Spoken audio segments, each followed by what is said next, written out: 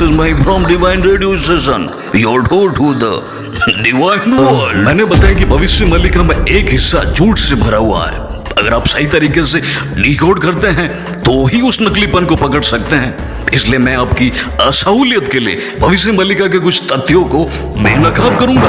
भविष्य मल्लिका में कहा गया है कि वो महापुरुष यानी कल की अवतार जबरदस्त दुख और तकलीफों से घिरा हुआ होगा। लेकिन क्या आपने ये सोचा कि उस कृष्ण ने ऐसे कौन से पाप कर लिए कि कभी उसे खाने को अन्न और पीने को पानी तक नसीब नहीं हुए होंगे।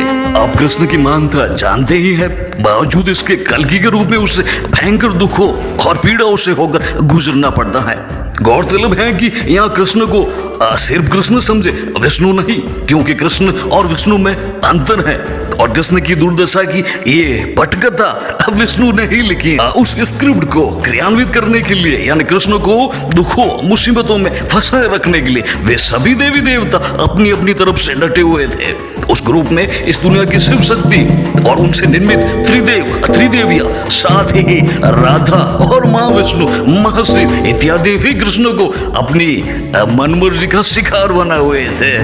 वे सभी मिलकर नियत कृष्ण और कल्कि पर अपने अस्त्र शस्त्र इस्तेमाल करके अपने स्वार्थ और अपने अहंकार को खुराक दे रहे थे। धन की देवी लक्ष्मी कृष्ण को भयंकर गरीबी में फंसाए रखने की कोशिश कर रही थी।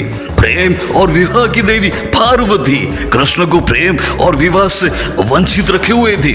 सरस्वती ज्ञान वाणी की देवी कृष्ण को गूंगा बनाए हुए थी, यानी कि कल की अवतार को बांध कर रखा गया गरीबी में, दुखों में और बीमारियों की जंजीरों में। ऐसे में लाजमी सी बात है कि उसने अपने दुखमय जीवन का किस्सा खत्म करने की कोशिशें भी की होगी, क्योंकि जब घायल शेर पर चारों तरफ से भेड़िया आक्रमण करते हैं, कभी कभी शेर हार भी जाता है।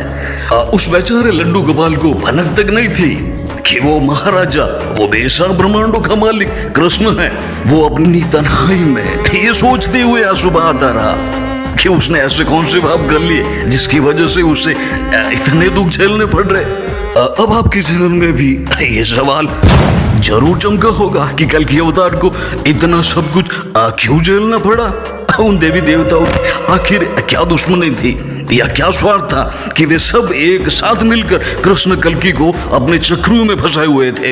इसका जवाब अगले एपिसोड में। तब तक के लिए गुड नाइट, शुभ रात्रि, सब बखैर।